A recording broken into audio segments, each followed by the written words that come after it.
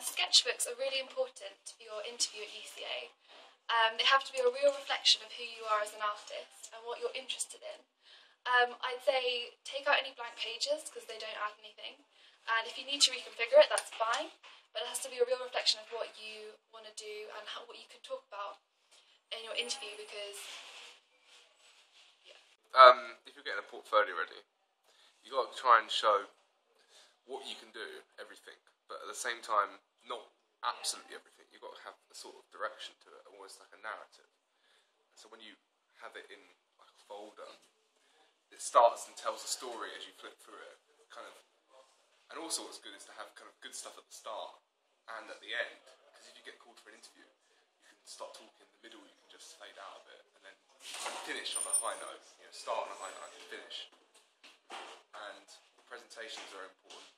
Good quality printouts, not ones just from the library off the photocopier. Spend some money, get some good images, because you never know. Even if you don't need to use the portfolio doesn't work, you can then use it again. To show in tutorials, or if you had a job interview or other interviews, you could take it again. You need to think about why you want to do whatever it is that you're interviewing for, and what you can bring to the group, and you need to prepare some questions to ask. Practice what you're going to say and be confident in your portfolio, and make a portfolio that you're very happy with and that you can talk about.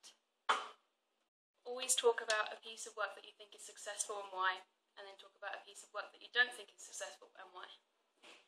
Just don't worry about the interview at all. Just think of it as if you're with someone you know really well, and just talk about your work and try and enjoy it, really.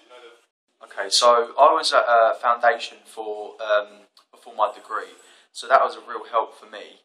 Whereas other people were in A level, and what they told us to do, they told us to reflect on our work and put it all together, and they'll check it for you. So you're getting sort of a second opinion, and you show your friends as well. And just maybe sort of taking care of it.